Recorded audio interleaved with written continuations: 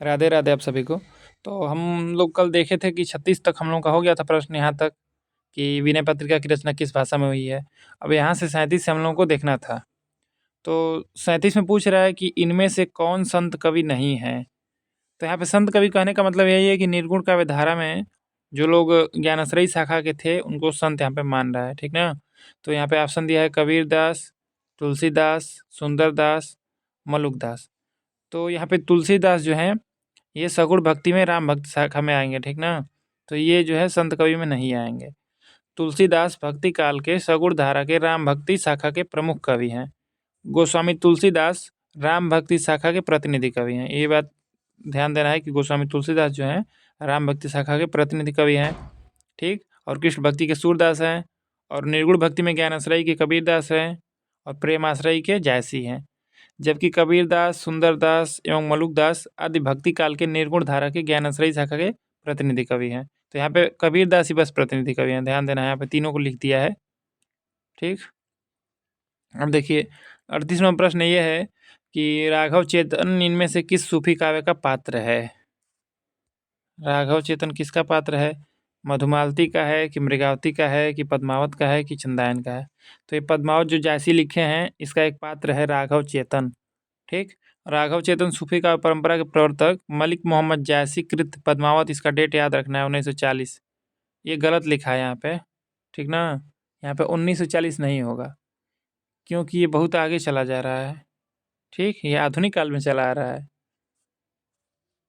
तो इसका डेट 1940 नहीं, ठीक है। तो इसका डेट होगा 1540, यहाँ पे 1540 रहेगा। इसके अन्य पात्र रत्नसेन, पद्मावती, हीरामन तोता, नागमती तथा अलाउद्दीन आदि प्रमुख हैं। तो इस ये ध्यान देना कि ये लोग जो हैं पात्र, राघव चेतन है चाहे रतन सेन है, ये लोग जो है प्रतीक हैं इसमें। पद्मावत में ये लोग किसी न किसी चीज़ के प्रतीक हैं। तो यहाँ पे ये रतन सेन जो है ये मन का, ये आत्मा का प्रतीक है, ठीक।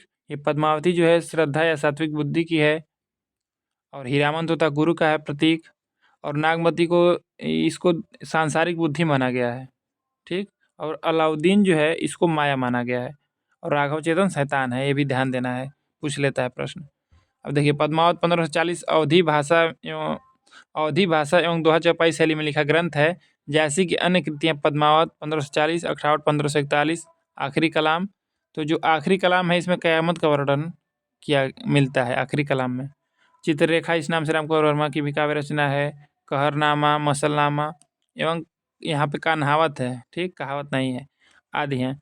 आचार्य रामचंद्र शुक्ल के अनुसार पद्मावत की कथा का पूर्वार्ध कल्पित और उत्तरार्ध ऐतिहासिक है। ये मोस्ट इम्पॉर्टेंट है, प्रश्न बन जाएगा कि कौन सी रचना है जिसका जो है पूर्वार्ध कल्पित शुक्ल जी माने हैं और उत्तरार्ध ऐतिहासिक माने हैं। तो ये पद्मावत है, ये ध्यान देना है। कथन भी ध्यान देना है। विजय देव नारायण शाही ने पद्मावत को हिंदी में अपने ढंग की अकेली ट्रेजिडिक कृति कहा है, ट्रेजिक, ठीक। तो पद्मा ऐसे प्रश्न बन चुका है कि पद्मावत है तो उसमें इसी को माना है कि ट्रेजिडी है एक। ये भी ध्यान देना है, पद्मावत एक ट्रेजिक कृति है। ये कौन कहा है? विजय देव नारायण शाही। अब देखिए 39वां प्रश्न है, कुतुबन द्वारा रचित ग्रंथ का नाम है। तो ये भी सूफी काव्य से है। मृगावती, मधुमालती, हंस जवाहिर, चंदायन। तो मृगावती ये जो है कुतुबन की रचना है, ठीक। और कुतुबन को सूफी काव्य की प्रथम रचना जो है मृगावती को आचार्य रामचंद्र शुक्ल मानते हैं। मधुमालती मंझन की है, हंस जवाहिर कासिम शाह की है, और चंदायन मुल्ला दाऊद की रचना है। कुतुबन द्वारा रचित ग्रंथ मृगावती 1503 ईस्वी है, ठीक। अब देखिए 40वां प्रश्न, राम भक्ति शाखा में रसिकोपासना का समावेश किसने किया? ये जो प्रश्न है मोस्ट इम्पॉर्टेंट है, ठीक। केशवदास किए कि अग्रदास, लालदास, नाभादास। तो जो ये अग्रदास हैं यही किए, राम भक्ति शाखा में रसिकोपासना का समावेश किए। ये स्वामी अग्रदास ने राम भक्ति शाखा परंपरा में रसिक भाव का समावेश कर रसिक संप्रदाय की स्थापना की। तो रसिक संप्रदाय की स्थापना किसने की? अग्रदास ने। अग्रदास ने अपनी गद्दी जयपुर के पास रहवास में स्थापित किया। रसिक संप्रदाय में इन्हें अग्र अली के नाम से जाना जाता है। ये भी ध्यान देना है, अग्र अली के नाम से जाने जाते हैं। स्वामी अग्र अली द्वारा रचित रचनाएं ध्यान मंजरी, हितोपदेश, ये है ना, राम ध्यान मंजरी है, राम ध्यान मंजरी है। हितोपदेश उपखाड़ बावनी है, और यही चीज़ है राम ध्यान मंजरी। कुंडलिया है। ध्यान देना कि अष्टयाम नाम से ये भी लिखे हैं, ठीक, अग्रदास भी लिखे हैं और नाभादास भी लिखे हैं और देव भी लिखे हैं अष्टयाम नाम से। ये अष्टयाम कई लोग लिखे हैं, ये ध्यान देना है। अब देखिए मदनाष्टक के रचयिता का नाम क्या है।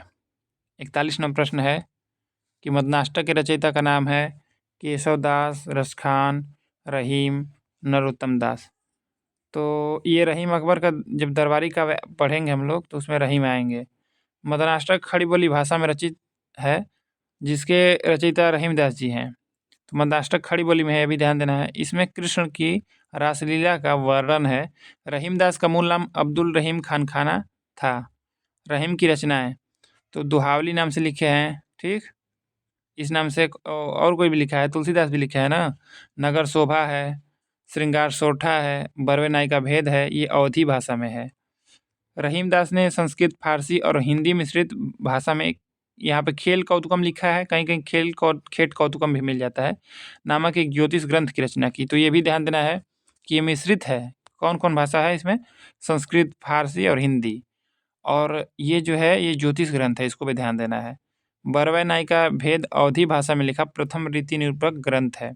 इसकी रचना संस्कृत के भानुदत्त की रसमंजरी के आधार पर हुई है। तो संस्कृत में एक रचना है रसमंजरी, उसके लेखक है भानुदत्त, तो उसी के आधार पर इसकी रचना हुई है। अब देखिए 42 नंबर प्रश्न, केशवदास को किस वर्ग में रखना समीचीन है? तो केशवदास अब इनके हिसाब से कैसी रचनाएं की हैं? रीतिबद्ध हैं कि रीतिमुक्त हैं कि रीतिसिद्ध हैं कि स्वच्छंदतावादी कवि हैं? तो केशवदास को डॉक्टर नगेंद्र जो हैं ये रीतिबद्ध में रखे हैं क्योंकि आचार्य थे केशवदास, ठीक। और रीति मुक्त में कौन कौन आ जाएंगे? बोधा, आलम, ठाकुर, द्विजदेव, घनानंद, तो ये सब रीति मुक्त में आएंगे। और रीति सिद्ध कवि कौन कौन है? तो इसमें बिहारी को ज़्यादा ध्यान देना है, लेकिन वृंद भी हैं, पजनेश भी हैं, इन लोगों को भी ध्यान देना है। अब देखिए डॉक्टर नगेंद्र ने आचार्य केशवदास को रीतिकाल का प्रवर्तक माना है। आचार्य विश्वनाथ प्रसाद मिश्र ने आचार्य केशवदास को रीतिबद्ध कवि माना है। तो दो लोग मान रहे हैं। तो इसमें क्या है कि केशवदास को ये डॉक्टर नगेंद्र जो हैं ये रीतिकाल का प्रवर्तक भी मानते हैं, ये भी ध्यान देने वाली चीज़ है। और रामचंद्र शुक्ल जो है ये चिंतामणि को मानते हैं। आचार्य रामचंद्र शुक्ल केशवदास को अलंकारवादी मानते हैं। रसिक प्रिया ये रस से संबंधित ग्रंथ है। रामचंद्रिका इसमें छंदों के बारे में है, छंदों का अजायब घर इसको कहा गया है, ठीक। डॉक्टर रामस्वरूप चतुर्वेदी कहे हैं इसको, और इसकी रचना एक रात में किए थे। 39 प्रकाश है इसमें। कवि प्रिया है, तो ये जो है इसमें काव्यशास्त्रीय ग्रंथ है इनका, ये कवि प्रिया। रत्नबावनी है, वीर सिंह देवचरित, विज्ञान गीता, ठीक। ये आध्यात्मिक ग्रंथ है ये वाला विज्ञान गीता। जहांगीर जयचंद्रिका, नक्सिक तथा छंदमाल आदि केशवदास की रचनाएं हैं, ठीक। अब देखिए शिवा बावनी के रचयिता का नाम है शिवा बावनी। तो जसवंत सिंह, केशव, भूषण, पद्माकर। तो शिवा बावनी के रचयिता कौन है? भूषण हैं, ठीक। ये शिवाजी के दरबार में रहते थे, उनके संरक्षण में थे। वीररस में रचित शिवा बावनी ग्रंथ के रचनाकार भूषण हैं। शिवराज भूषण एवं छत्रसाल दशक भूषण की अन्य दो रचनाएं हैं। शिवराज भूषण अलंकार संबंधी ग्रंथ है। यह 500 अलंकारों तथा 284 छंदों में वर्णित है, ठीक। तो इसमें 212 यहाँ पे कहीं कहीं लिखा रहता है, 212 दोहों में वर्णन है अलंकारों का, ठीक। ये तो हम कहीं नहीं पढ़े हैं लेकिन दिया है इसमें। शिवराज भूषण अलंकार संबंधी ग्रंथ है, ये भी ध्यान देना है, ठीक। अब देखिए जबकि शिवा बावनी में शिवाजी की कीर्ति और छत्रसाल दशक में छत्रसाल बुंदेला का यशोगान किया गया है। भूषण की समस्त रचनाएं मुक्तक शैली में लिखी गई हैं। अब देखिए 44वां प्रश्न है, भारतेंदु का एक अन्य नाम है। तो भारतेंदु युग का अन्य नाम क्या है? प्रगति प्रयोग काल, जागरण सुधार काल, पुनर्जागरण काल, नव सामंत काल। तो इसमें जो पुनर्जागरण काल जो है, ठीक, ये भारतेंदु युग का एक अन्य नाम है, ठीक ना। और देखिए यहाँ पे नीचे देख लीजिए, यहाँ पे भारतेंदु युग को पुनर्जागरण काल के नाम से जाना जाता है। हिंदी साहित्य में आधुनिक काल नाम सर्वप्रथम आचार्य रामचंद्र शुक्ल द्वारा दिया गया था। रेनेसा, नवजागरण या पुनर्जागरण शब्द का प्रयोग सर्वप्रथम प्रसिद्ध फ्रांसीसी इतिहासकार मिसेसेट ने 19वीं सदी के पूर्वार्ध में किया था। कुछ आलोचकों ने नवजागरण और पुनर्जागरण में शाब्दिक भेद करते हुए देखिए यहाँ पे नवजागरण पुनर्जागरण में भेद करते हुए भक्ति काल को नवजागरण तथा 19वीं सदी से आरंभ होने वाले जागरण को पुनर्जागरण कहा है। जो भारतेंदु युग शुरू हो रहा है उसको पुनर्जागरण कह दिए लोग, और जो भक्ति काल है उसको क्या कह दिए, नवजागरण। ठीक। जबकि डॉक्टर नगेंद्र ने द्विवेदी काल को जागरण सुधार काल नाम से अभिहित किया है। ये भी ध्यान देना है कि डॉक्टर नगेंद्र जो है द्विवेदी को क्या कहे हैं, जागरण सुधार काल, और भारतेंदु को पुनर्जागरण काल। अब देखिए इनमें से भारतेंदु युगीन लेखक कौन है, तो भारतेंदु युग के लेखक कौन है इसमें से पंडित प्रताप नारायण मिश्र हैं कि हरिऔध हैं कि विद्यानिवास मिश्र हैं कि राय कृष्णदास हैं। तो इसमें पंडित प्रताप नारायण मिश्र हैं, ब्राह्मण पत्रिका के संपादक करते थे, 1885 में शुरू किए ना कानपुर से। तो ये जो है ये भारतेंदु युग के लेखक हैं, और ये जो लोग हैं द्विवेदी युग के हैं।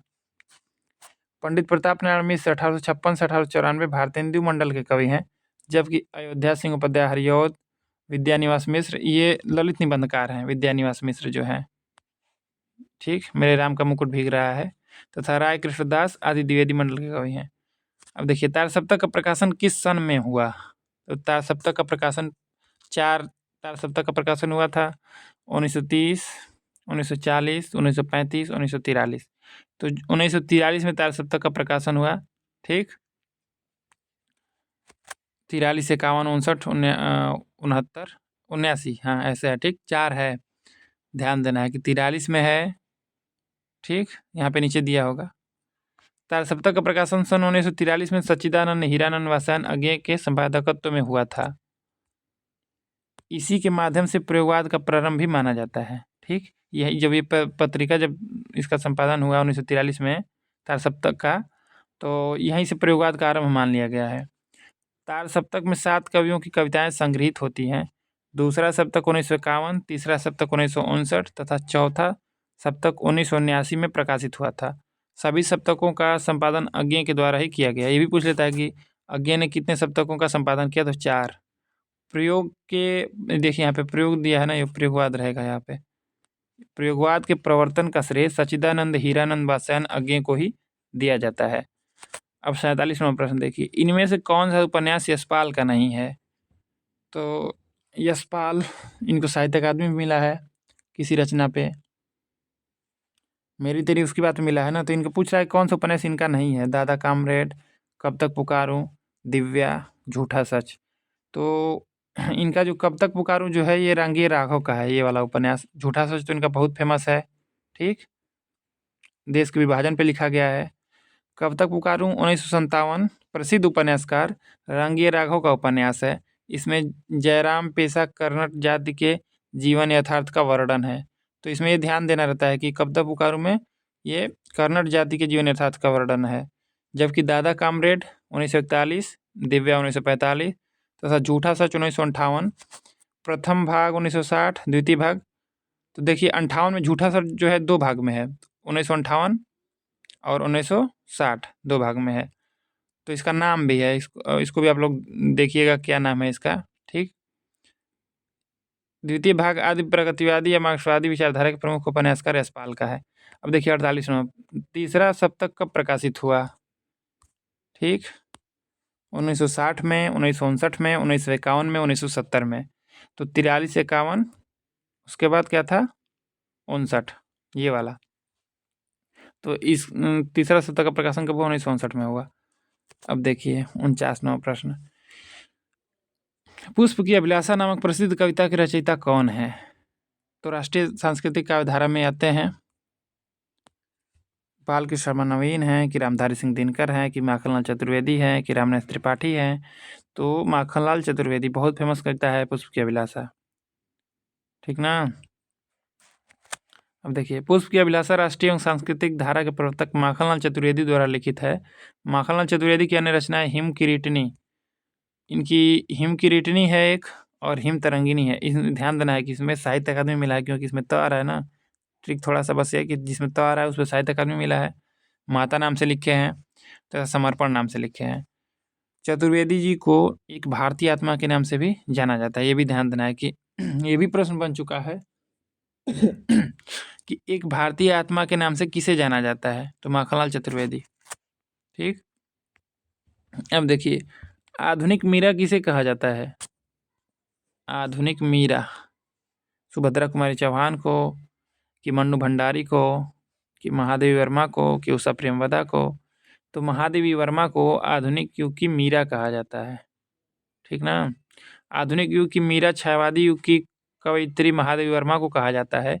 इन्हें हिंदी के विशाल मंदिर की वीणा पाड़ी मतलब सरस्वती जी भी कहा जाता है। महादेवी वर्मा को बौद्ध दर्शन से प्रभावित रहस्यवादी कवयित्री के रूप में स्वीकार किया जाता है। तो ये भी ध्यान देना है कि महादेवी वर्मा जो हैं बौद्ध दर्शन से प्रभावित थी, ठीक। इनका सर्वाधिक प्रिय प्रतीक दीपक और बादल है। जबकि सुभद्रा कुमारी चौहान देखिए, ये सुभद्रा कुमारी चौहान जो हैं वीर रस की एकमात्र कवित्री हैं हिंदी में, सुभद्रा कुमारी चौहान, ठीक। जलियांवाला बाग का बसंत लिखी है ना। राष्ट्रीय एवं सांस्कृतिक काव्यधारा की कवित्री है मन्नू भंडारी, ये उपन्यास लिखे हैं। एवं उषा प्रेमवदा आधुनिक युग की कथाकार हैं, ठीक। अब देखिए 51वां प्रश्न, प्रकृति का सुकुमार राजकुमार किसे कहा जाता है? प्रकृति का सुकुमार राजकुमार या प्रकृति का सुकुमार कवि प्रसाद, पंत, निराला, बच्चन, हरिवंश राय बच्चन। तो पंत जो हैं सुमित्रा नंदन पंत, इनको प्रकृति का सुकुमार राजकुमार कहा जाता है। प्रकृति का सुकुमार राजकुमार सुमित्रा नंदन पंत को कहा जाता है। पंत को कोमल कल्पनाओं का कवि भी कहा जाता है। पंत जी को संवेदनशील इंद्रिय बोध का कवि भी कहा जाता है। ये भी ध्यान देना है कि संवेदनशील इंद्रिय बोध का कवि ये भी कहा जाता है पंत जी को। सुमित्रा नंदन पंत मूल रूप से अरविंद दर्शन से प्रभावित थे, ये अरविंद दर्शन से प्रभावित थे, ये भी ध्यान देना है। और महादेवी वर्मा जो थी बौद्ध धर्म से, और इनके बचपन का नाम क्या था? गुसाई दत्त, ठीक। पंत की महत्वपूर्ण कविताओं का संकलन चिदम्बरा शीर्षक से प्रकाशित है, जिस पर इन्हें भारतीय ज्ञानपीठ पुरस्कार 1968 में प्राप्त हुआ। तो इनको चिदम्बरा पे ज्ञानपीठ पुरस्कार मिला है। अब देखिए 52 नंबर प्रश्न है, हिंदी खड़ी बोली का प्रथम महाकाव्य कौन सा है? हिंदी खड़ी बोली का प्रथम महाकाव्य कौन सा है? तो साकेत है, कि सामधेनी है, कि हल्दी घाटी है, कि प्रिय प्रवास है? तो ये प्रिय प्रवास जो है यही है खड़ी बोली का प्रथम महाकाव्य। इसको कौन लिखा? अयोध्या सिंह उपाध्याय हरिऔध, ठीक। अयोध्या सिंह उपाध्याय हरिऔध कृत प्रिय प्रवास 1914 को खड़ी बोली हिंदी का प्रथम महाकाव्य माना जाता है। तो ये भी ध्यान देना है कि प्रिय प्रवास में 17 सर्ग है, ठीक। सर्ग भी पूछ लेगा। प्रिय प्रवास का सर्वप्रथम नाम ब्रजांगना विलाप था, तो ये भी ध्यान देना है। ब्रजांगना विलाप, ब्रजांगना विलाप इससे पहले नाम था, प्रिय प्रवास से पहले नाम इसका था। यह संपूर्ण काव्य संस्कृत के वर्णवित्तों पर आधारित है, ये शुक्ल जी का कथन है। और एक चीज़ और ध्यान देना है, ये चलिए ऊपर देख लिया जाएगा, इसको पहले देख लिया जाए। प्रिय प्रवास में भगवान श्री कृष्ण के बचपन से लेकर मथुरा प्रस्थान तक का वर्णन है। हरिऔध को प्रिय प्रवास पर मंगला प्रसाद पारितोषिक प्राप्त हुआ, ये भी ध्यान देना है कि प्रिय प्रवास पर इनको मंगला प्रसाद पारितोषिक प्राप्त हुआ। डॉक्टर गणपत चंद्र गुप्त ने इन्हें आधुनिक काल का सूरदास कहा है, तो इन्हें सूरदास कहा है, और तुलसीदास कहा है मैथिली क्षण गुप्त को आधुनिक युग का। और ये चीज़ अब ध्यान देना है यहाँ पे कि ये साकेत जो है ये बहुत इंपॉर्टेंट रचना है, मैथिली क्षण गुप्त जी की रचना है। ये 1931 में लिखे हैं, ठीक। और इसको माना जाता है कि हिंदी साहित्य में ये रामचरितमानस के बाद राम काव्य का दूसरा स्तंभ है साकेत, ठीक। और ये सामधेनी तो पता ही है कि रामधारी सिंह दिनकर लिखे हैं, और हल्दी घाटी श्यामनारायण पांडे लिखे हैं, इसमें 17 सर्ग है, इसको भी ध्यान देना है। तो अब देखिए आगे देखा जाए, इसमें 52 नंबर हो गया ना, 53 नंबर देखा जाए, कलम का सिपाही का लेखक कौन है? तो ये कलम का सिपाही जो जीवनी है, प्रेमचंद की जीवनी 2-3 लोग लिखे हैं, तो उसमें कलम का सिपाही नाम से कौन लिखा है? तो प्रेमचंद, अमृत राय, रामविलास शर्मा, शिवरानी देवी। तो कलम का सिपाही नाम से इनके पुत्र हैं अमृत राय, ये लिखे, ठीक। और शिवरानी देवी किस नाम से लिखी है? प्रेमचंद घर में। और एक और है मदन गोपाल लिखे हैं कलम का मजदूर, तो वो भी ध्यान देना है। 3 जीवनी लिखा इनकी है प्रेमचंद की फेमस। अब देखिए यहाँ पे जीवनी दिया है, प्रकाशन वर्ष, जीवनीकार और संबंधित व्यक्ति। तो कलम का सिपाही 1962 अमृत राय, प्रेमचंद की जीवनी। प्रेमचंद घर में 1944 शिवरानी देवी प्रेमचंद, इनकी जीवनी है। अब देखिए निराला की साहित्य साधना जो है, ये निराला की जीवनी है 1979 ईस्वी। तो ये रामविलास शर्मा लिखे हैं, ये निराला की जीवनी है। इस पे इनको क्या मिला है? साहित्य अकादमी मिला है रामविलास शर्मा को, ये भी ध्यान देना है। निराला की साहित्य साधना पे। अब देखिए 54 नंबर प्रश्न है कि मुझे चाँद चाहिए किस विधा की कृति है? मुझे चाँद चाहिए, तो इस पे साहित्य अकादमी भी मिला है। चाँद वाली 3 रचनाएँ हैं जिन पे साहित्य अकादमी मिला है। तो इसमें पूछ रहा है कि मुझे चाँद चाहिए किस विधा की कृति है? कविता है, नाटक है, कहानी है, उपन्यास है? तो ये उपन्यास है। मुझे चाँद चाहिए 1993 सुरेंद्र वर्मा का प्रसिद्ध उपन्यास है, ठीक? और इसके लिए उन्हें सन 1996 ईस्वी में साहित्य अकादमी पुरस्कार से सम्मानित किया गया था। सुरेंद्र वर्मा के अन्य उपन्यास अंधेरे से परे, दो मुर्दों के लिए, गुलदस्ता। तो देखिए चाँद वाला जो है ये 3 है। इसमें एक और है नीला चाँद है शिव प्रसाद सिंह का, उस पे साहित्य अकादमी मिला है। और एक अभिनव के आकाश में अनुभव है, अनुभव के आकाश में चाँद, ठीक? तो लीलाधर जगुड़ी को मिला है। तो उसमें 2 उपन्यास में मिला है और एक काव्य है। अनुभव के आकाश में चाँद वो काव्य है, काव्य रचना। तो ध्यान देना है कि चाँद वाली रचनाएँ 3 हैं जिन पे साहित्य अकादमी मिला है। अब देखिए 55 सारा आकाश किसकी कृति है? इसका पहले नाम था प्रेत बोलते हैं। मन्नू भंडारी, राजेंद्र यादव, कमलेश्वर अज्ञे। तो ये राजेंद्र यादव की रचना है, ठीक? उपन्यास है सारा आकाश। सारा आकाश 1960 राजेंद्र यादव द्वारा लिखित है। सर्वप्रथम यह उपन्यास प्रेत बोलते हैं के नाम से 1952 में प्रकाशित कराया गया। राजेंद्र यादव के अन्य उपन्यास उखड़े हुए लोग। तो राजेंद्र यादव के उपन्यास देख लिया जाए, ये हंस पत्रिका के संपादक भी रहे। तो उखड़े हुए लोग 1956, उल्टा, सह और माथ, 1 इंच मुस्कान, ये जो है राजेंद्र यादव और मन्नू भंडारी साथ ही में लिखे थे। अनदेखे अनजाने पुल तथा मंत्रविद।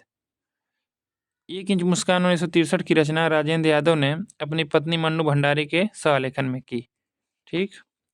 अब 56 नंबर प्रश्न है, संशय की एक रात किस कवि की कृति है? तो एक चीज़ ध्यान देना है कि यहाँ पे जिस पे साहित्य अकादमी मिला है, चाहे ज्ञानपीठ मिला है, जिस कवि को, उससे बहुत पूछता है। तो संशय की एक रात किस कवि की कृति है? तो अज्ञे की है कि नरेंद्र शर्मा की है कि नरेश मेहता की है कि केसरी कुमार की है? तो नरेश मेहता की है, ठीक? इनको ज्ञानपीठ भी मिला 1992 में, साहित्य अकादमी भी मिल चुका है, ठीक ना? इसलिए फेमस है। संशय की एक रात 1962 नरेश मेहता द्वारा लिखित एक प्रबंध काव्य है। इनके अन्य प्रबंध काव्य महाप्रस्थान, प्रवाद पर्व तथा सबरी हैं।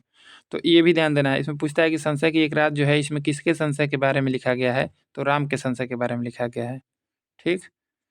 नरेश मेहता के काव्य संग्रह वन पाखी सुनो। इनकी रचनाएं तो बहुत आसान हैं। वन पाखी सुनो, बोलने दो चीड़ को, मेरा समर्पित एकांत, चैत्या, उत्सवा तथा अरण्या, इसमें इनको साहित्य अकादमी मिला है, ठीक?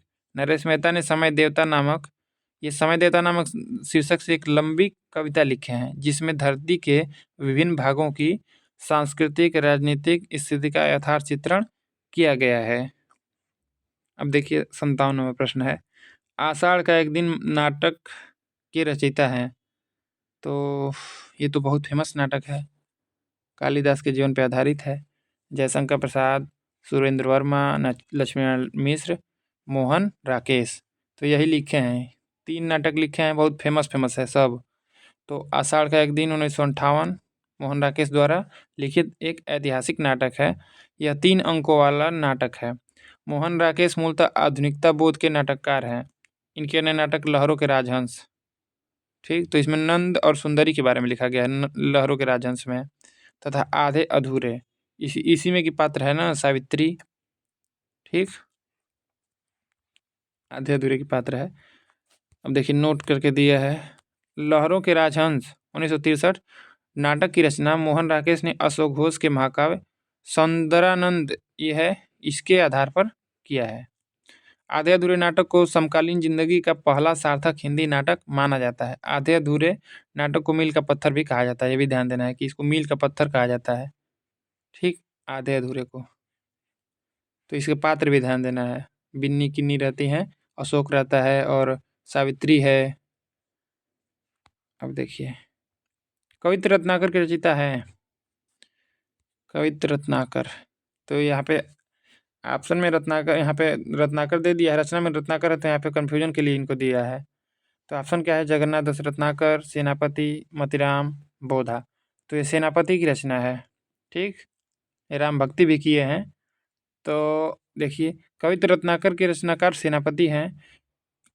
इसमें 5 तरंग 394 छंद एवं ब्रजभाषा में भगवान राम का कथा वर्णन है।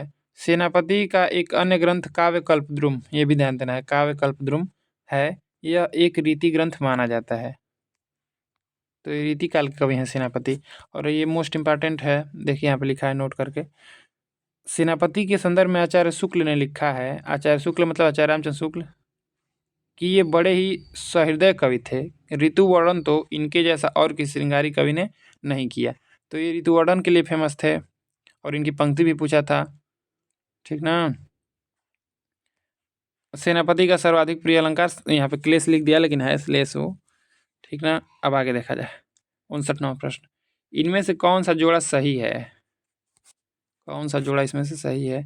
तो श्री संप्रदाय मध्वाचार्य, रुद्र संप्रदाय विष्णु स्वामी, शनकादि संप्रदाय श्रीहित जी, राधा वल्लभ संप्रदाय निम्बार्काचार्य। तो ये रुद्र संप्रदाय जो है विष्णु स्वामी वाला, यही बस इसमें मिल रहा है।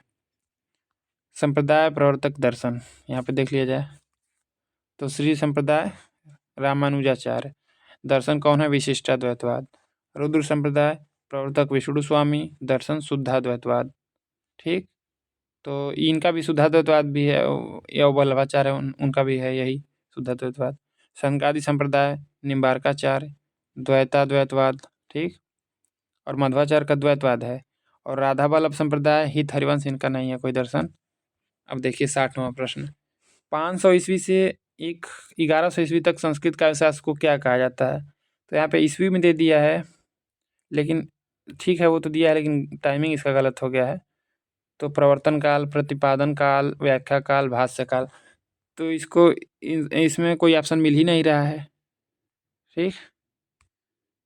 तो यह भी है एक तरह से संस्कृत काव्यशास्त्र के विकास का काल विभाजन। तो प्रारंभिक काल है और रचनात्मक काल, निर्णयात्मक काल, व्याख्या काल। तो इसका समय है वैदिक काल से 650 ईस्वी। तो वैदिक युग से लेकर भामा के पूर्व तक 650 ईस्वी से 850, तो भामा से लेकर आनंदवर्धन तक। और निर्णयात्मक काल जो है ये 850 ईस्वी से 1050 ईस्वी तक है, आचार्य आनंदवर्धन से लेकर मम्मट तक है। और व्याख्या काल 1050 से 1750, मम्मट से लेकर विश्वेश्वर तक है, ठीक। अब देखिए 61वां प्रश्न, निर्धर के धन से तुम आई में कौन सा अलंकार है। तो उपमा है कि रूपक है कि उत्प्रेक्षा है कि अनुप्रास है। तो यहाँ पे सी आ गया है ना, यहीं से पकड़ में आ जा रहा है कि उपमा अलंकार होगा, ठीक। रूपक में डायरेक्ट हो जाता है, उसको मान लेता है कि अब दोनों में भेद नहीं रह जाता है, ठीक ना।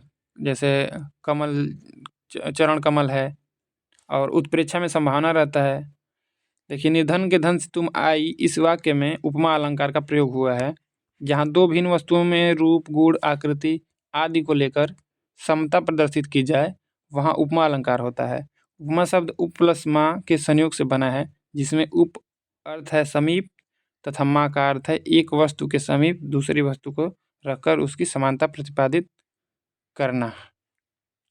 तो उपमा अलंकार के वाचक शब्द, तो वाचक शब्द का मतलब कि जैसे है ना सम, सा, समाना, ऐसे है, तो ये वाचक शब्द है। तो वाचक शब्द है ये आएगा तो पकड़ में आ जाएगा कि इसमें उपमा अलंकार है। तो सदृश है, सम है, समान है, तुल्य है, सासी, से, सरिस, सरीखे, इमी, जिमी, ज्यो, बत, यू आदि, ठीक। तो ये सब उपमा अलंकार के वाचक शब्द है। अब देखिए 62वां प्रश्न, रहीमन पानी राखिए बिन पानी सब सून, पानी गए न उबरे मोती मानुष चून।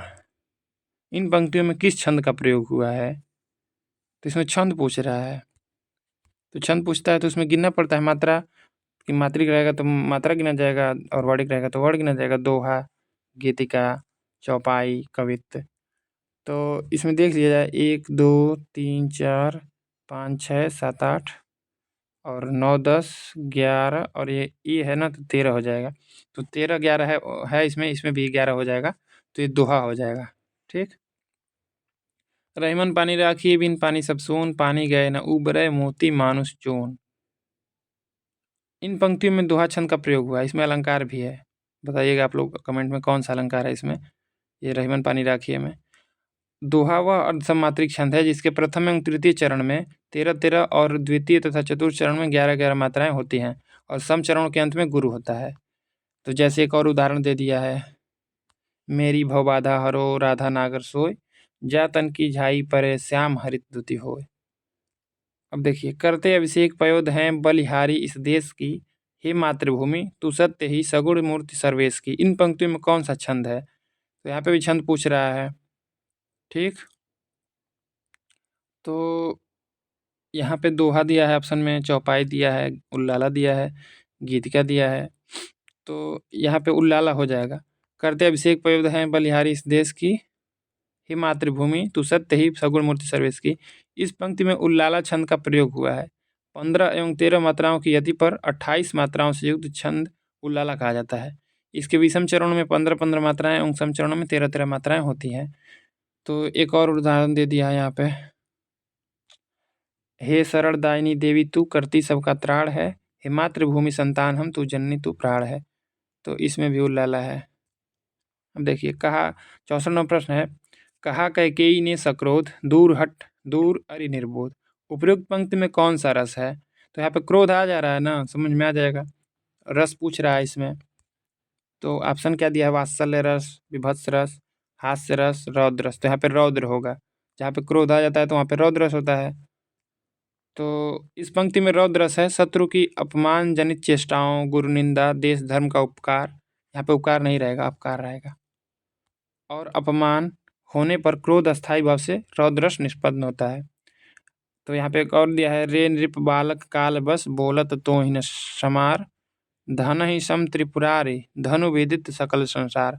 तो ये समझ में आ ही रहा होगा कि किस टाइम की बात चल रही है, जब राम जी इंद्रधनुष कर रहे हैं, शिव का जी का धनुष तोड़ दिए हैं, तो उसी टाइम परशुराम जी आए हैं और लक्ष्मण जी से संवाद चल रहा है। अब देखिए 65 नंबर प्रश्न, पायो जी मैंने राम रतन धन पायो, वस्तु अमोलक दी मेरे सदगुरु कृपा करी अपनायो। उपयुक्त पंक्ति में कौन सा रस है? तो यहाँ पे कौन सा रस होगा, वीर रस होगा कि करुण रस होगा कि भक्ति रस होगा कि रौद्र रस होगा? तो यहाँ पे भक्ति रस होगा। ठीक, भक्ति रस। इस पंक्ति में भक्ति रस है, सहृदय के हृदय में वासना या संस्कार रूप में स्थित ईश्वर विषयक अस्थायी भाव जब विभाव अनुभाव और संचारियों द्वारा पुष्ट होकर जब रसावस्था में पहुँचता है तब भक्ति रस निष्पन्न होता है। मेरे तो गिरधर गोपाल दूसरो न कोई, जाके सिर मोर मुकुट मेरो पति सोई, साधुन संग बैठ बैठ लोक लाज खोई, अब तो बात फैल गई जानत सब कोई। तो इसमें भक्ति रस है। ब्रजभाषा का विकास इनमें किस अपभ्रंश या प्राकृत से हुआ है? तो देखा जाए यहाँ पे मागधी, पैसाची, सौरसेनी, अर्धमागधी। तो सौरसेनी से हुआ है ना। पश्चिमी हिंदी में आता है ब्रजभाषा, उसमें 5 बोलियाँ हैं, तो उसका सौरसेनी अपभ्रंश से विकास हुआ है। देखिए यहाँ पे अपभ्रंश लिखा है, यहाँ पे गलत लिख दिया, उपभ्रंश। अपभ्रंश है, उपभाषा है और बोली है। तो सौरसेनी अपभ्रंश से पश्चिमी हिंदी, राजस्थानी हिंदी और पहाड़ी हिंदी ये तीनों निकली हैं। तो पश्चिमी हिंदी में 5 बोलियाँ हैं। ठीक, ये कौरवी है, खड़ी बोली जिसको कौरवी राहुल संकीर्तन जी का है। हरियाणवी इसको बांगरू भी कहा जाता है। ब्रजभाषा बुंदेली है, कन्नौजी है। और राजस्थानी में 4 बोलियाँ हैं, मारवाड़ी, जयपुरी पूर्वी है, मेवाती उत्तरी है, मालवी दक्षिणी है, मारवाड़ी पश्चिमी है, पश्चिमी राजस्थानी, ये भी ध्यान देना है। पहाड़ी हिंदी में कुमाऊनी, गढ़वाली और अर्धमागधी अपभ्रंश में ये पूर्वी हिंदी आती है। इसमें अवधी, बघेली, छत्तीसगढ़ी, इसको एकदम मोस्ट इंपॉर्टेंट ध्यान देना है। और यहाँ पे मगही लिखा है ना, गलत है, मागधी अपभ्रंश होगा। ठीक, मागधी अपभ्रंश में बिहारी हिंदी आती है, उसमें 3 बोलियाँ, भोजपुरी, मगही, मैथिली। तो पटना का क्षेत्र पूछा था कि कौन सी बोली बोली जाती है पटना में, तो मगही, ये भी प्रश्न बना है। अब देखिए, आगरा किस बोली का क्षेत्र है? तो मथुरा, आगरा, अलीगढ़, बरेली, बदायूं, एटा, ये सब किसका क्षेत्र है? अवधी का है कि खड़ी बोली का है कि ब्रजभाषा का है कि छत्तीसगढ़ी का है? तो ये ब्रजभाषा का है। आगरा क्षेत्र में ब्रजभाषा बोली जाती है। ब्रजभाषा सौरसेनी, यहाँ पे सौरसेनी अपभ्रंश एक पश्चिमी हिंदी की बोली है। इसका प्रमुख क्षेत्र आगरा, मथुरा, अलीगढ़, बरेली, बदायूं, एटा, मैनपुरी, गुरुग्राम, भरतपुर आदि इत्यादि है। अब देखिए 68वां प्रश्न, इनमें से कौन सी ध्वनि संयुक्त व्यंजन है? तो संयुक्त व्यंजन में और द्वित्व व्यंजन में कन्फ्यूजन नहीं करना है, हम लोग व्याकरण में पढ़ रहे हैं इसको। तो देखिए, क्या च, यहाँ पे 2 च दे दिया, च, ट, औ। तो ये तो स्वर हो जाएगा, व्यंजन पूछ रहा है संयुक्त व्यंजन। तो च ये द्वित्व हो जा रहा है, यहाँ पे जो क्या दिया है यही हो जाएगा संयुक्त व्यंजन। क्या क, तो क में यहाँ पे हलंत लगा मतलब अ निकल गया इसमें से क या क्या ध्वनि संयुक्त व्यंजन है। संयुक्त व्यंजन उसे कहते हैं जहाँ दो व्यंजन मिलकर दो नए सार्थक व्यंजन का निर्माण करते हैं, जबकि हिंदी वर्णमाला में मूलतः 4 छ, त्र, ज्ञ, स्र संयुक्त व्यंजन पाए जाते हैं। तो पूछेगा कि हिंदी में संयुक्त व्यंजन की संख्या कितनी है, तो 4। अब देखिए 68, 79, 69 नंबर, इनमें से कौन सा युग्म अघोष ध्वनि है? तो घोष अघोष हम लोग पढ़े ही हैं कि घोष 3, 4, 5 होता है, तो अघोष बचा तो 1, 2 बच जाएगा। तो 1, 2 इसमें अब देखिए ऑप्शन देख लीजिए, ग, घ, ड, ढ, प, फ, द, ध। तो ये प, फ जो है यही अघोष ध्वनि है। अब देखिए घोष वर्ण में कौन कौन आते हैं? तो घोष वर्ण में प्रत्येक वर्ग का तीसरा, चौथा, पांचवा वर्ण ये, और य, र, ल, व, ठीक, अंतःस्थ व्यंजन और ह प्लस स्वर, ठीक, सभी स्वर जो होते हैं घोष में आते हैं। अब देखिए अघोष वर्ण, इसमें प्रत्येक वर्ग का पहला वर्ण, दूसरा वर्ण और ये तीनों स, तालव्य स, दंत स, मूर्धन्य स, ये तीनों स किस में आएंगे? अघोष में आ जाएंगे, ठीक। अब देखिए महाप्राण, तो प्रत्येक वर्ग का दूसरा दूसरा रहेगा और चौथा रहेगा। तो हम लोग अल्पप्राण याद किए थे ना कि 1, 3, 5, अल्पप्राण 135 रहेगा, ठीक। और तो ये बचा महाप्राण 2, 4। अब देखिए 70वां प्रश्न, मुंडा भाषा परिवार का क्षेत्र कौन सा है? मुंडा भाषा परिवार का क्षेत्र कौन सा है? राजस्थान, मध्य प्रदेश, तमिलनाडु, छोटा नागपुर। तो ये छोटा नागपुर जो है मुंडा भाषा परिवार का क्षेत्र है, ठीक। मुंडा भाषा परिवार का क्षेत्र छोटा नागपुर है। अब 71वां प्रश्न देखा जाए, निम्नलिखित में से नीलकंठ कौन सा शब्द है? तो नीलकंठ कौन सा शब्द है? रूढ़ होगा कि यौगिक होगा कि योग रूढ़ होगा कि इनमें से कोई नहीं होगा? तो नीलकंठ कहने से क्या हो रहा है, मोर का भी हो जा रहा है पर्यायवाची और शंकर भगवान को भी कहा जाता है, तो योग रूढ़ हो जाएगा ना। रूढ़ का मतलब कि जैसे मान लीजिए पानी हो गया तो उसका 2 भाग नहीं हो पाएगा, यौगिक का मतलब 2 मिल के रहेगा, जैसे दूध वाला हो गया, और योग रूढ़ मतलब जिसका तीसरा ही अर्थ निकले, ठीक। बहुव्रीहि समास मान लीजिए इसको। नीलकंठ शब्द योग रूढ़ है। निम्नलिखित में से कौन महाप्राण ध्वनि नहीं है? तो महाप्राण ध्वनि कौन नहीं है? ख, ठ, ज, ट। तो महाप्राण प्रत्येक वर्ग का दूसरा एवं चौथा वर्ण, तो यहाँ पे मिस्टेक कर दिया, ठीक ना। महाप्राण ध्वनि नहीं है, सब महाप्राण ही हो जा रहे हैं लग रहा है। महाप्राण प्रत्येक वर्ग का दूसरा एवं चौथा वर्ण, अल्पप्राण प्रत्येक वर्ग का 1, 3 एवं 5 वर्ण। तो यहाँ पे प्रश्न फाल्स हो गया है। अब 73 नंबर देखिए, हिंदी को राजभाषा के रूप में संवैधानिक मान्यता कब मिली? तो 26 जनवरी 1950, 14 अक्टूबर 1949, 15 अगस्त 1947, 14 सितंबर 1955। तो यहाँ पे भी ऑप्शन गलत दे दिया है। 14 सितंबर 1949 को भारत के संविधान में हिंदी को राजभाषा ऑफिशियल लैंग्वेज की मान्यता प्रदान की गई। भारतीय संविधान के भाग 17 में अनुच्छेद 343 से 51 तक राजभाषा का संविधान में प्रावधान किया गया है तथा संविधान की 8वीं अनुसूची में 22 भाषाओं को मान्यता प्रदान की गई है। अशोक ने पत्र पढ़ा, इस वाक्य में कौन सा कारक है? कर्ता कारक, अधिकरण, कर्म, करण। तो इसमें तो दिख ही रहा है कर्ता कारक है, ठीक। अशोक ने पत्र पढ़ा, इस वाक्य में कर्ता कारक है। वाक्य में जो शब्द काम करने वाला के अर्थ में आता है उसे कर्ता कहते हैं। अब यहाँ पे देखिए कारक दिया है और विभक्ति या परसर्ग, उसी को परसर्ग भी कहा जाता है, दिया है। तो कर्ता ने कर्म को, हम लोग बचपन से याद करते आ रहे हैं इसको, कर्ता ने कर्म को, करण से, और संप्रदान को यहाँ पे रहता है। को इसलिए रहता है कि जैसे कोई भी चीज़ है आप दान में दे दिए, उसको ले नहीं रहे हैं, तो जैसे राजा ने ब्राह्मण को गाय दिया, तो यहाँ पर को है तो यहाँ पर संप्रदान कारक हो जाएगा क्योंकि उसे वापस नहीं ले रहा है। तो ये वाला को ध्यान देना है, इसमें कन्फ्यूजन नहीं होना है। और के लिए तो रहता ही है। अपादान इससे मतलब अलग होने के अर्थ में रहता है, जैसे ऋण मुक्त हो गया। अब देखिए संबंध, काके, की, रा, रे, री, अधिकरण में, पर, संबोधन है, अजी, अहो, संबोधन का चिन्ह भी लगा रहता है आगे। इनमें से कौन सा शब्द पुल्लिंग है? पुल्लिंग कौन सा शब्द है इसमें? डिबिया है कि दात्री है कि खटमल है कि जीव है? तो खटमल पुल्लिंग है और ये सब स्त्रीलिंग है। खटमल पुल्लिंग, खटमल पुल्लिंग शब्द है, जबकि डिबिया, दात्री एवं जीव स्त्रीलिंग शब्द है।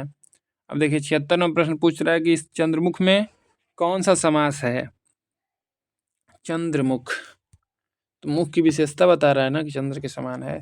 द्विगु, अव्ययी भाव, कर्मधारय तत्पुरुष, तो इसमें कर्मधारय समास होगा। ठीक, द्विगु संख्यावाची होता है, अव्यय भाव में उपसर्ग लगा रहता है, प्रथम पद प्रधान रहता है, तत्पुरुष में दूसरा पद प्रधान रहता है। ठीक, कर्मधारय समास का प्रथम पद विशेषण और दूसरा विशेष्य अथवा संज्ञा होता है।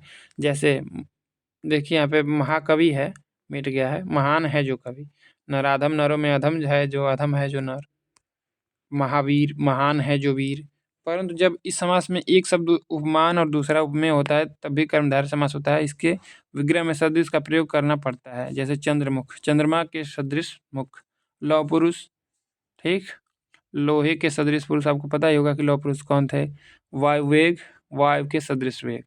अब देखिए 77 नंबर प्रश्न है कि मैं आदर सहित नमस्कार करता हूँ, वाक्य का शुद्ध वाक्य रूप, शुद्ध रूप क्या होगा। तो यहाँ पे देखिए आदर सहित जो है दोनों के लिए एक ही शब्द बना हुआ है। ठीक, इसलिए इसको गलत माना जाएगा, आदर सहित नहीं होगा। देखिए इसमें ऑप्शन क्या दिया, मैं नमस्कार आदर सहित करता हूँ, सादर मैं प्रणाम करता हूँ, मैं आदरपूर्ण नमस्कार करता हूँ, मैं सादर नमस्कार करता हूँ। तो ये होगा कि मैं सादर नमस्कार करता हूँ। ठीक, आदर सहित कोई शब्द नहीं है, सादर उसके लिए बना है। मैं आदर सहित नमस्कार करता हूँ वाक्य का शुद्ध रूप मैं सादर नमस्कार करता हूँ होगा। ठीक, अब देखिए 78 नंबर प्रश्न, हर्ष शब्द का विलोम शब्द क्या है। हर्ष मतलब खुशी होता है ना, प्रसन्नता, तो उसका विलोम पूछ रहा है, विषाद, प्रहर्ष, खुशी, नीरव। तो हर्ष का विषाद होगा, हर्ष शब्द का विलोम शब्द विषाद है। और 79 नंबर देखिए, जो समाचार भेजता हो के लिए एक शब्द क्या होगा। तो हम लोग तो न्यूज़ देखते ही हैं, उस पर समझ में आ ही गया होगा क्या होगा उसके लिए, संवाददाता होगा कि सूचक होगा कि प्रेषक होगा कि दूत होगा। तो संवाददाता, ये लोग न्यूज़ लाते हैं दूर दूर के, तो इन्हीं को संवाददाता कहा जाता है। जो समाचार भेजता हो संवाददाता, जो पत्र भेजता हो प्रेषक। ठीक, और किसी वस्तु द्वारा सूचना देने वाला यंत्र सूचक, और किसी का संदेश ले जाने वाला दूत। ठीक ना, जैसे मेघदूत हो गया, तो मेघ कोई दूत बना दिए कालिदास। अब देखिए 80 नंबर, एक तो दोष था ही उस पर दूसरा दोष लग जाना कि सही कहावत होगी। तो ऑप्शन देखिए बहुत अच्छा अच्छा ऑप्शन दिया है इसमें कि अधजल गगरी छलकत जाए, इसका तो मतलब पता ही होगा, हाथ कंगन को आरसी क्या, एक तो करेला दूजे नीम पे चढ़ा, छोटा मुंह बड़ी बात। तो ये एक तो करेला दूजे नीम चढ़ा जो है यही हो जाएगा कि एक तो दोष दोष भी था उसी पे दूसरा दोष भी लग गया। एक तो करेला था ही पहले से तीखा है और नीम पे ही चढ़ गया, ठीक, तो और तीखा हो गया। अब देखिए यहाँ पे इसका एक्सप्लेनेशन दिया है कि एक तो दोष था ही उस पर दूसरा दोष लग जाना। अब देखिए अधजल गगरी छलकत जाए, ये हम लोग बहुत सुने होंगे, आसपास देखते भी होंगे। तो कम ज्ञान धन सम्मान वाले व्यक्ति अधिक प्रदर्शन करते हैं, जिसको ज्ञान कम रहता है वो कुछ ज़्यादा ही प्रदर्शन करता है हर जगह। ठीक, अब देखिए छोटा मुंह बड़ी बात, तो इसका मतलब ये होता है कि छोटे लोगों का बढ़ चढ़ कर बोलना। तो यहाँ पे छोटे से मतलब छोटा से नहीं है, मतलब कि कम, वही चीज़ है कि कम ज्ञान है बहुत बोल रहा है, तो वही हो गया छोटे लोगों का बढ़ चढ़ कर बोलना। हाथ कंगन को आरसी किया, ये भी प्रत्यक्ष वस्तु के लिए प्रमाण की आवश्यकता नहीं होती। अब 81 नंबर प्रश्न यहाँ से देखा जाएगा कल। आज के लिए बस इतना ही रहेगा। ठीक, तो हम लोग का ऐसे देखा जाए तो पेपर अब लगभग समाप्ति होने वाला है, क्योंकि ये 2016 का पेपर चल रहा है, इसमें 80 प्रश्न हो गया है और 80 यहाँ तक हो गया, और उसके बाद बचा है आगे 125 पूरा हो जाएगा कल। उसके बाद 2021 का पेपर देखा जाएगा, उसके बाद देखा जाएगा पीजीटी का पेपर। ठीक, और व्याकरण भी हम लोग शुरू किए हैं, वासुदेवानंद प्रसाद का जो है उसको शुरू किए हैं, तो उसको भी आप लोग देख सकते हैं, प्लेलिस्ट में पूरा मिल जाएगा, और लघु विधा भी उसमें है। तो जुड़ने के लिए आप सबका धन्यवाद।